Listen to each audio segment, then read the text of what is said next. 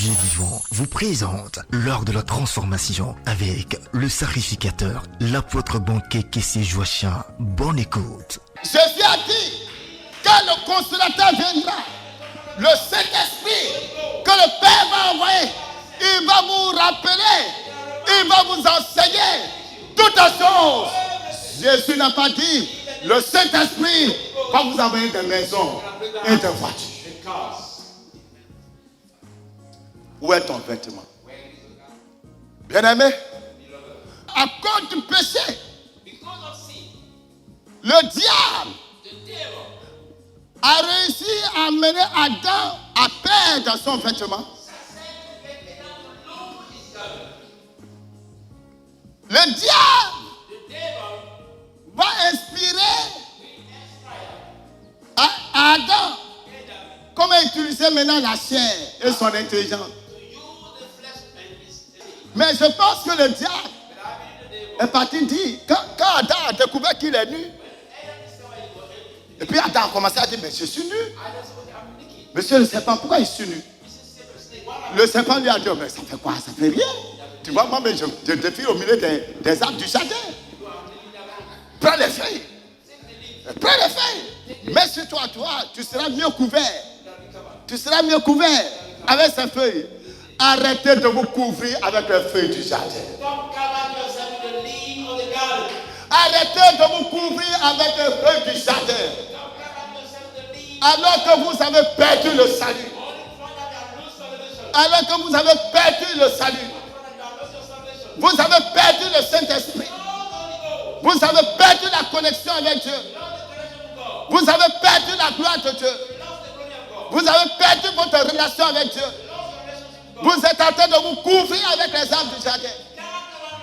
La voiture est devenue ton arbre. Cette maison-là est devenue les feuilles du figuier. Ce compte bancaire dont tu es tellement fier est devenu les feuilles de figuier. Le fait que tous les mois tu voyais, c'est devenu pour toi les feuilles de figuier. Mais dis donc, malheureux et misérable, jusqu'à quand te rendras-tu compte que ton âme souffre et que ce qui est bien pour toi, c'est de te réconcilier avec ton Créateur. Bien-aimé, même dans l'église aujourd'hui, les prophéties, les miracles sont devenus les feuilles de figuier de certains pasteurs. Tant qu'ils continuent de prophétiser, tant qu'ils continuent de faire les miracles, ils ont oublié que Jésus a dit, en ce jour-là, je leur dirai, arrière de moi, ouvrier d'iniquité, je ne vous ai jamais connu. Bien-aimé, quand l'homme a perdu son vêtement, il allait prendre des feuilles pour se couvrir. Quelles sont les excuses que tu es en train de prendre? Certains frères, quand ils tombent dans le péché et qu'on les reprend, ils excusent leur péché au lieu de reconnaître qu'ils ont péché. Les feuilles de figuier. L'église est remplie aujourd'hui de feuilles de figuier. Tout le monde met beaucoup d'efforts à construire de belles églises sans bâtir les âmes de fidèles.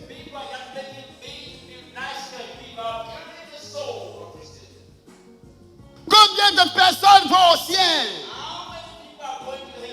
Combien seront sauvés? Combien sont connectés à la gloire céleste? Abattez-moi ces feuilles de figuier.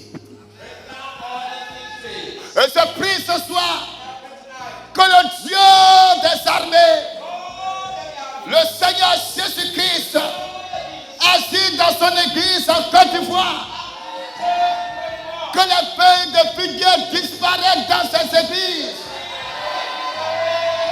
et que chacun voie sa misère pour retourner à l'évangile de la croix. Retournez à la croix, là où Christ a donné sa vie, afin que, par la prédication de la parole, des âmes soient délivrées, que les chaînes soient brisées, le péché soit brisé, la malédiction soit brisée, la puissance des ténèbres soit brisée, par la puissance de la parole de l'évangile. Alléluia. Alléluia. Alléluia. Bien-aimés, bien-aimés, je vous prie par la compassion de Dieu, ne cessez pas l'esprit de figuier. Ne cessez pas à percer votre vie en cherchant les choses matérielles, en cherchant à décorer votre vie. Non, décorer ton corps, décorer ton corps, décorer ton environnement ne va pas habiller ton âme. Retournez à la parole, retournez à l'évangile.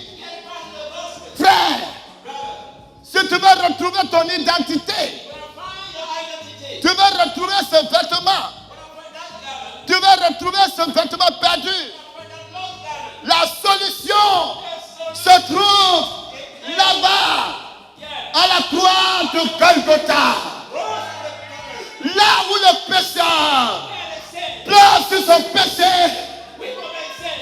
là où le fornicateur pleure sur sa fornication, là où le violent pleure sur ses actes de viol, là où le marabout pleure sur son maraboutage, là où celui qui se masturbe pleure sur la masturbation, la puissance de la croix, la puissance de la croix, la puissance de la croix.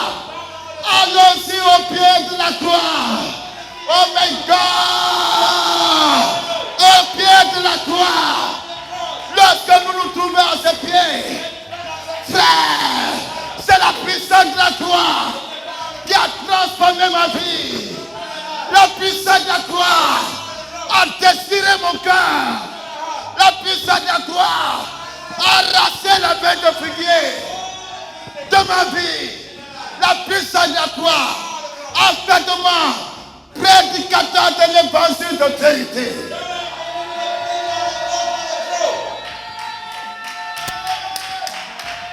Vous voulez retrouver vos vêtements?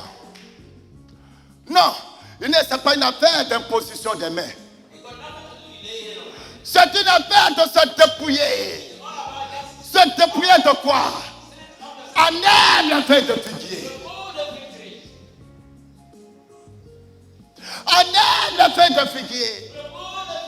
Ce n'est pas en te justifiant, mais c'est en reconnaissant que tu as mal fait.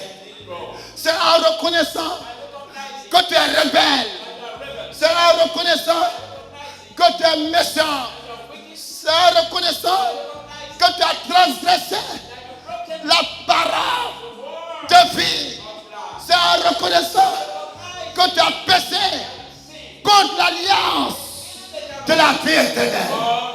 Frère, beaucoup de foyers chrétiens sont en lambeaux parce que la femme ne veut pas se soumettre à l'homme. Parce que l'homme ne se satisfait plus avec sa femme. Parce que les enfants n'obéissent plus à leurs parents. Beaucoup d'églises sont en lambeaux à l'extérieur. C'est de belles églises. Mais à l'intérieur, c'est rempli de toutes sortes de péchés, d'abominations. Ce sont des chiens et des porcs qui sont assis sur des belles chaises. Et le prédicateur est un loup. Bien-aimés, retournez à l'évangile qui met vos cœurs à nu, qui met vos péchés à nu, qui pointe du doigt la feuille de figuier que tu as pris pour t'habiller. Retourne à cet évangile Et les feuilles vont tomber. My God, laissez-moi vous faire comprendre une chose aussi là-bas. Lorsque Dieu est arrivé et qu'il a vu qu'Adam est habillé de feuilles de figuier, qu'est-ce que Dieu a fait? Il a dit, Adam, enlève-moi ces feuilles.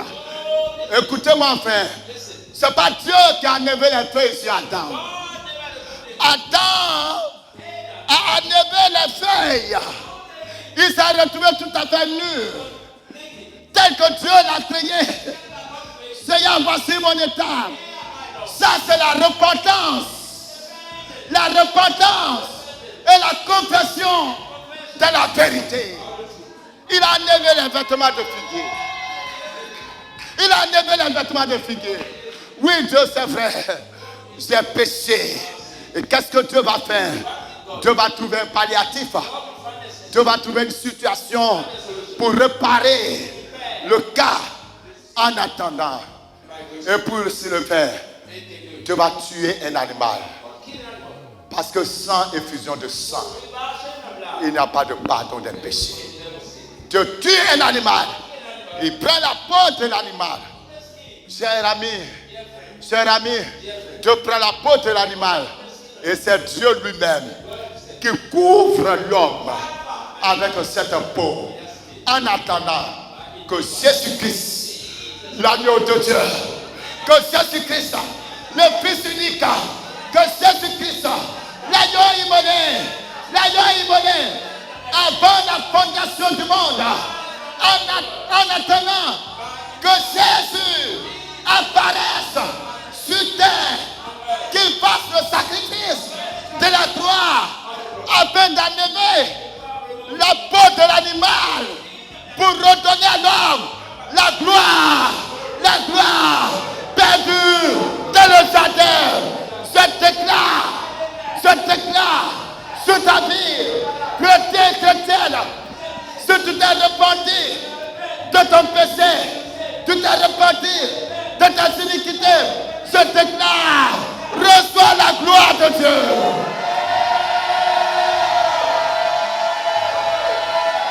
Recevez la gloire de Dieu. Reçois la gloire de Dieu. Les vêtements qui t'ont été portés par les démons, les vêtements de malédiction, les vêtements de condamnation, les vêtements d'insuccès, les vêtements de blocage, les vêtements de célibat, ces vêtements, l'Éternel les détruit sur ta vie dans le nom de Jésus. Le Dieu devant lequel je me tiens va te donner un nouveau vêtement. Un vêtement de gloire. Un vêtement de grâce. Un vêtement d'élévation. Un vêtement qui va te repositionner dans ta bande de réconfort. Un vêtement nouveau. Un vêtement nouveau. Un vêtement nouveau. Un vêtement nouveau. Recevez ce vêtement. Un vêtement de consolation. Recevez ce vêtement. Un vêtement d'honneur. Recevez ce vêtement. Un vêtement de grâce. Recevez ce vêtement. My God! Alléluia!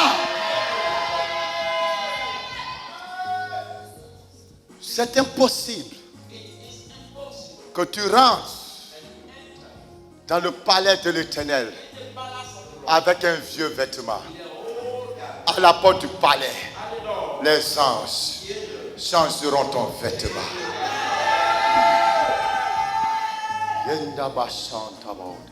Laissez-moi vous faire comprendre une chose. Dans Zacharie chapitre 3, lorsque Zacharie, le souverain sacrificateur devant l'Éternel, mais ses vêtements sont sales, et le diable est venu, il a commencé à l'accuser. Dieu, tu es saint, non? Dieu dit oui. Tu n'en sais pas l'impureté, Dieu dit oui. Mais et lui là, il fait quoi ici avec ses impuretés? Vous savez la réponse que Dieu a donnée? Dieu ne s'est pas occupé des accusations. il dit aux anges, enlevez-moi ce vêtement sale. Je vais te dire pourquoi. Parce que Dieu savait que c'est le même diable qui est rentré dans le cœur de cet homme et qui l'a poussé à commettre ses péchés. Il savait que c'est le même diable qui l'a trompé. Il savait que c'est le même diable qui l'a envoûté pour commettre cette transgression. Alors Dieu a dit, Satan, je vois là où tu veux en venir. Je vois là où tu veux en venir. Je vois là où tu veux en venir. Tu veux que je le condamne. Tu veux que je le rejette. Tu veux que je le repousse. Tu veux qu'il devienne même chose comme toi. Mais non, monsieur le diable. Je veux te rappeler qu'avant la fondation du monde, l'agneau a été immolé pour que lui soit lavé, pour que lui soit nettoyé, pour que lui soit purifié. Alors je veux te dire, ma soeur, si tu as apporté, Dieu te pardonne. Je veux te dire, mon frère, si tu as tué, Dieu te pardonne. Michael, je veux te dire, bien-aimé, si tu as menti, Dieu te pardonne. Je veux te dire, mon frère, si tu as été pétition, Dieu te pardonne. Je veux te dire que le pardon t'est offert par le sacrifice de l'agneau. Vous savez quoi? Dieu est omniprésent et omniscient. Avant la création de l'homme, Dieu savait que Satan va tromper l'homme et que l'homme va tomber dans la disgrâce. Alors qu'est-ce que Dieu a fait? Dieu a pris son agneau, il a sacrifié dans le monde divin, dans le monde immatériel. La Bible dit, l'agneau immolé avant la fondation du monde. Je veux te dire, frère, c'est pas aujourd'hui que Dieu te pardonne. C'est pas aujourd'hui que Dieu te pardonne. Avant que tu ne sois créé, avant que tu ne naisses, avant que tu n'existes, Dieu a offert le pardon. My God. Je le dis et je le répète. Avant que tu n'existes, Dieu a préparé le pardon de toutes les iniquités. Donc, quand tu fléchis sur genou devant le Père des cieux, que tu dis, papa, je reconnais ma faute, automatiquement, le vêtement de condamnation tombe. Voilà pourquoi la femme adultère, lorsque les gens l'ont emmené, Jésus n'a pas discuté avec les gens. Il s'est abaissé pour écrire. Vous savez quoi? La Bible est silencieuse sur ce que Jésus a écrit. Mais je veux dire ce que je pense. Jésus écrivait, avant même qu'elle ne commette ce péché, l'agneau a été immolé pour qu'elle soit pardonnée. Je commande par l'autorité de la croix que le pouvoir du péché soit brisé sur ta vie.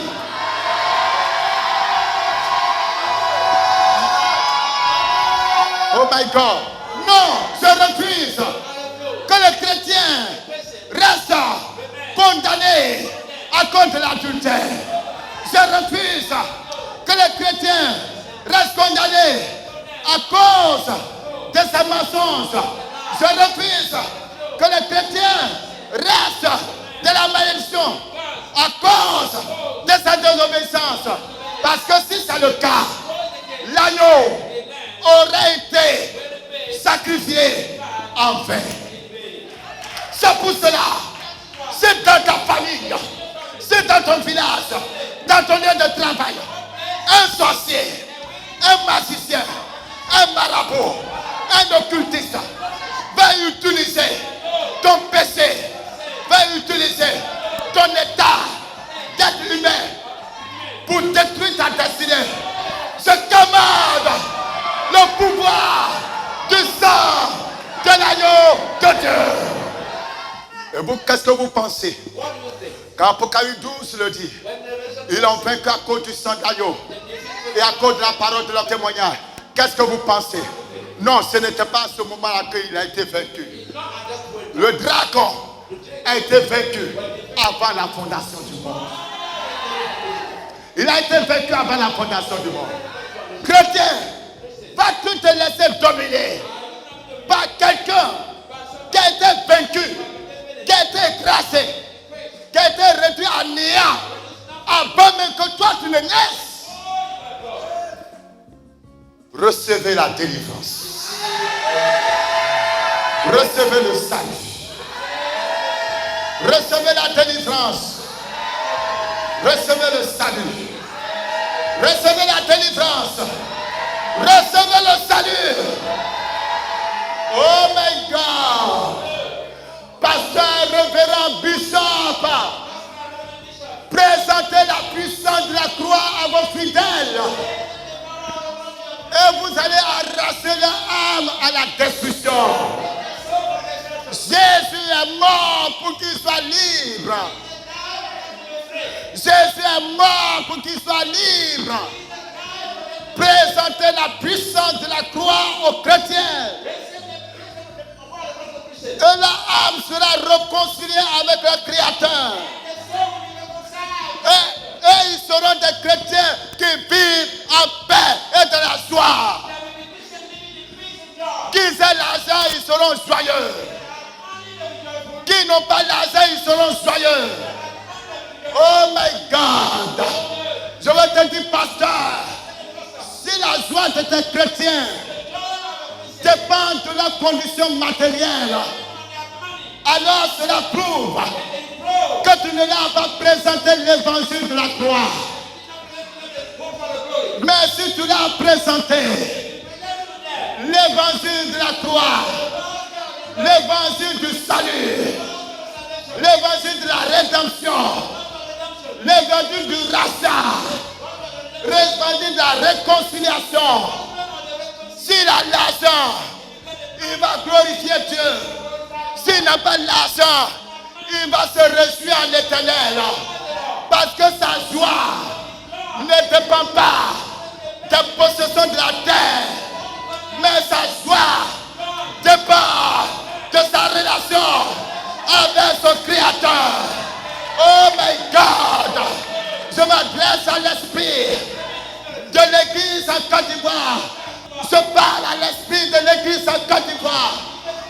Lorsque la puissance de la croix sera présentée à l'autel, sera présentée à l'église, et que chaque chrétien va passer par la croix, va passer par la croix, le chrétien sera délivré de la malédiction. Parce que la Bible dit, il est écrit, maudit soit quiconque est pendu au bois, afin que nous réussissons les bénédictions d'Abraham. Nous sommes devenus des enfants d'Abraham par la puissance de la croix. Recevez le salut. Recevez la délivrance. Recevez la restauration.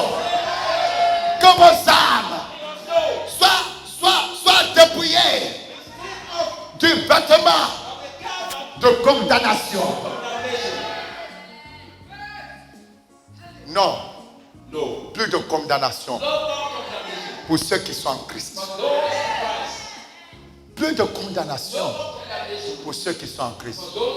C'est pour cela, me tenant dans l'autorité de la parole que je prêche, non pas avec mon pouvoir, mais avec la puissance de la parole, je vous déclare, chrétiens et chrétiennes, d'ici et d'ailleurs, recevez la puissance de Dieu.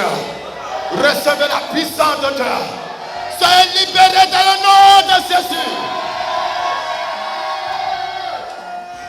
Soyez libérés dans le nom de Jésus. Satan, sors. Satan,